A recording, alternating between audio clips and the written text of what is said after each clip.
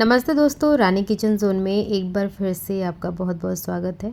मैं फिर से हाज़िर हूँ कुछ ऐसे टिप्स एंड ट्रिक्स लेकर के जो ना सिर्फ आपका काम आसान करेगा बल्कि आपका टाइम पैसा दोनों की बचत करने वाला है। तो जो सबसे पहली टिप हमारी है ना, इस तरीके के नेट को लेकर के है कि जब हम कभी भी सब्जी साग मंगाते हैं तो इस तरीके की नेट बहुत ही आराम से अवेलेबल हो जाती है। अब हम इसको क्या करते हैं कि फेंकते ही हैं, हर कोई फेंकता है, बट आपको इसे फेंकना बिल्कुल भी नहीं है। जैसे मैंने इसे फ़ोल्ड किया है ना, उसी तरीके से आपने फ़ोल्ड करना है। बहुत ईज़ी है, अगर आप इसको ध्यान से देखेंगे तो आपको समझ में आ जाएगा। बेसिकली बो जैसे बनाते हैं ना, वैसा ही हमने बनाया है और इसको सिक्योर किया है हमने यहाँ पे रबड़ बैंड से। सेम कलर का रबड़ बैंड हो तब तो बहुत अच्छी बात है, इसमें बिल्कुल भी ये विज़िबल नहीं होगा, जिससे ये और भी ज़्यादा खूबसूरत लगेगा। अब देखिए यहाँ पे मैंने एक ब्लैक कलर की टिक टैक पिन लिया है, इसको नीचे के साइड में मैंने इंसर्ट कर दिया। आपके पास अगर कोई बीट्स वगैरह हों तो आप ग्लू की हेल्प से ऊपर भी चिपका सकते हैं, बहुत ज़्यादा खूबसूरत लगेगा। अब चलिए मैं इसको लगा के भी आपको दिखाती हूँ। देखिए बालों में भी ये बहुत ईजीली पिन अप हो जाता है और देखने में भी बहुत ज़्यादा एलिगेंट लगता है। तो आप इसको लगा सकती हैं, अगर आपके घर में छोटी डॉटर है तो उसको भी लगा सकती हैं। किसी को पता नहीं लगेगा कि आपने इसे एक नॉर्मल सी दिखने वाली नेट से बनाया है। अब बढ़ते हैं अगली टिप की तरफ। तो यहाँ पे देखिए मेरे पास ये करी लीव्स हैं। आपको भी पता है कि करी लीव्स के कितने सारे फ़ायदे होते हैं। आप जब भी इसको लेके आइए या फिर ख़रीदिए, इसको अच्छी तरीके से स्टोर करिए। अब देखिए अगर आप इसको स्टोर करना चाहती हैं तो आप इसे फ्रिज के अंदर ऐसे ही रख दीजिए, अपने आप ये सूख जाता है। बिल्कुल भी इसको तवे पे सुखाने की ज़रूरत नहीं है, धूप में सुखाने की ज़रूरत नहीं है। तो इस तरीके से मैंने करी लीव्स को फ्रिज में ही रखा था, अच्छी तरीके से ये सूख गया है। थोड़ा बहुत अगर गीला है तो वो अंदर भी सूख जाएगा। अब इस तरीके के डब्बे में इसको डाल करके रखिए और जब भी आपको रेसिपी में इसकी नीड हो इसको डालिए। इसका जो स्वाद होता है वो भी चेंज नहीं होता है और कलर भी बिल्कुल हरा रहता है।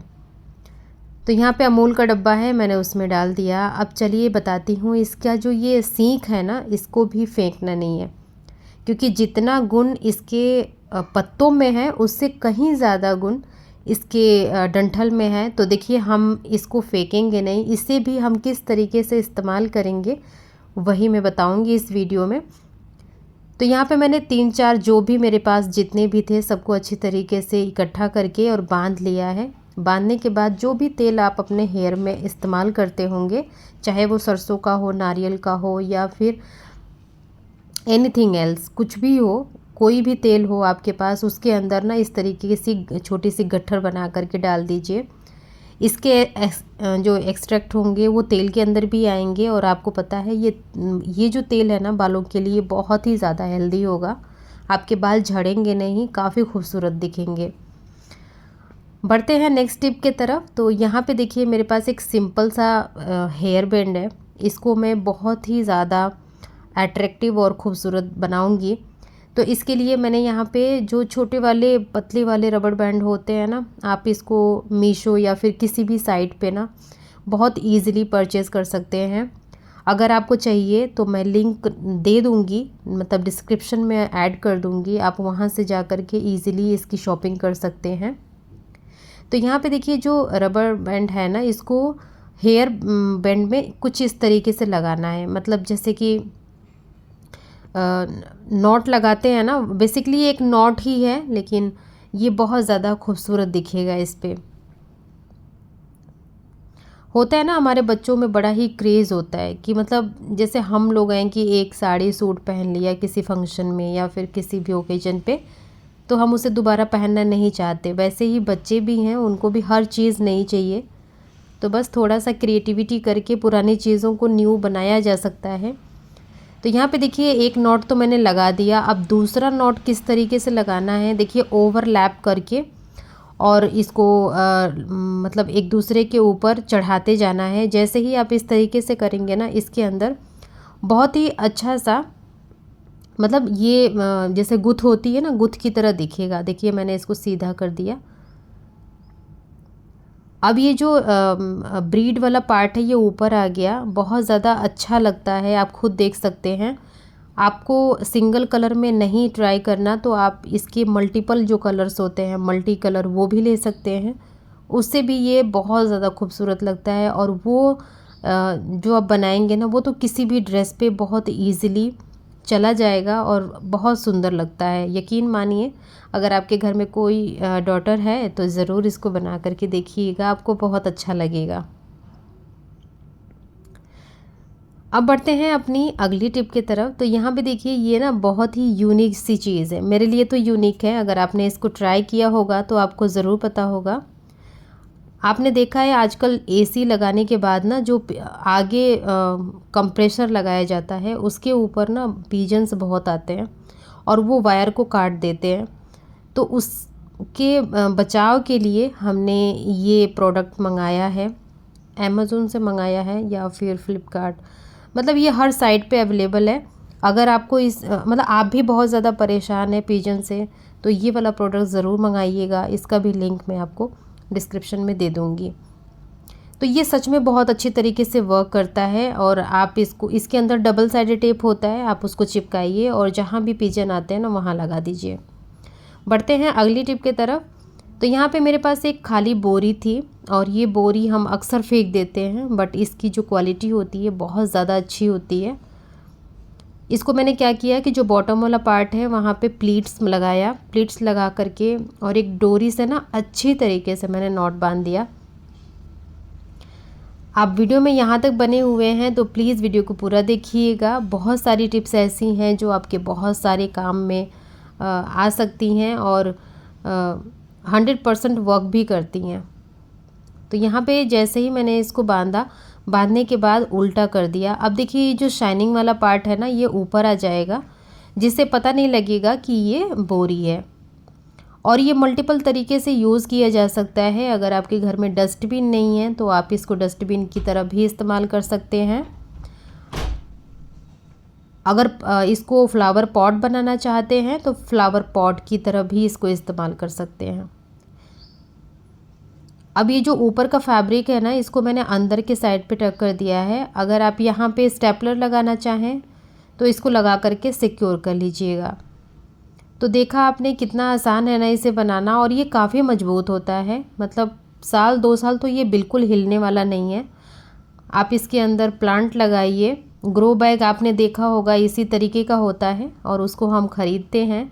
इस तरीके की चीज़ें फ्री में मिलती हैं। आप उसको सही तरीके से यूज़ करेंगे ना तो किसी भी वेस्ट चीज़ को बहुत ही ज़्यादा यूज़फुल बनाया जा सकता है।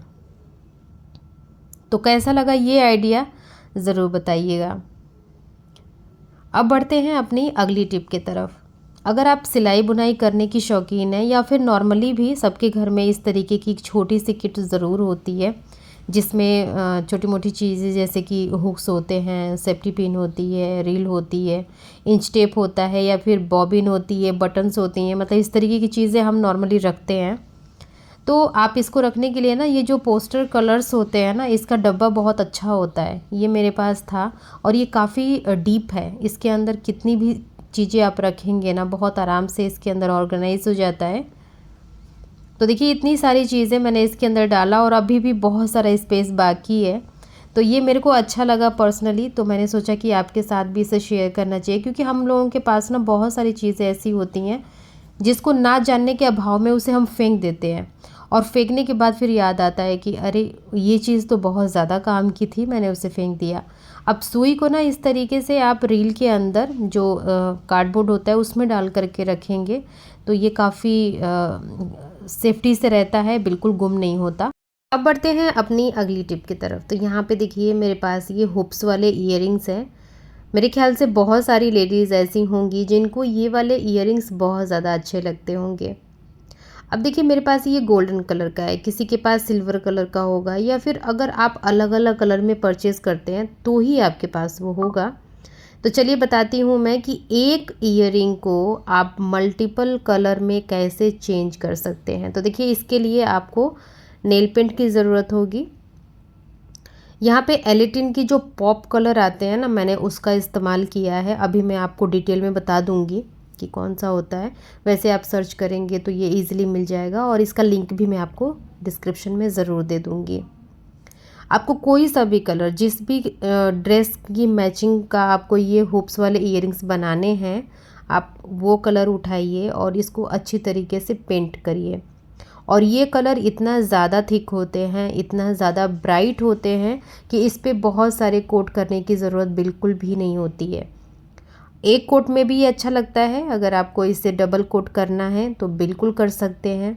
उतने में ही ये परफेक्ट हो जाता है, बिल्कुल कुछ करने की ज़रूरत नहीं है। तो देखा आपने कितनी कमाल की टिप है ना। आपको सिर्फ मल्टीपल कलर के नेल पेंट्स लेने हैं, एक हुक लीजिए, आप अपने सारे कपड़ों के मैचिंग का इयररिंग्स बना सकते हैं। तो आप देख लीजिए, ये L18 का पॉप कलर है, इसमें बहुत सारे शेड्स आते हैं, आप ले सकते हैं। अब चलिए मैं इसको पहन के भी दिखाती हूँ कि ये खूबसूरत भी लगता है। देखिए मेरे पास दोनों हुक्स रेडी हो चुके हैं और मैं इसे पहन रही हूँ। और ये इजी तो है ही, आपके पैसों की भी बचत करेगा। मतलब सिर्फ एक बार आपको नेल पेंट में इन्वेस्ट करना है, आप अपने इयररिंग्स भी कलर करेंगे और अपने नेल्स भी कलर करेंगे, तो है ना ये बहुत फ़ायदे का सौदा। मुझे तो ये टिप बहुत ज़्यादा अच्छी लगी, आई होप आपको भी पसंद आई होगी। अब बढ़ते हैं अगली टिप की तरफ। तो देखिए भाई, गर्मी बहुत ज़्यादा होने लगी है और गर्मी में अगर आप बाहर जाते हैं, वर्किंग वुमेन हैं, तो फेस को कवर करना, हैंड को कवर करना बहुत ज़्यादा ज़रूरी है।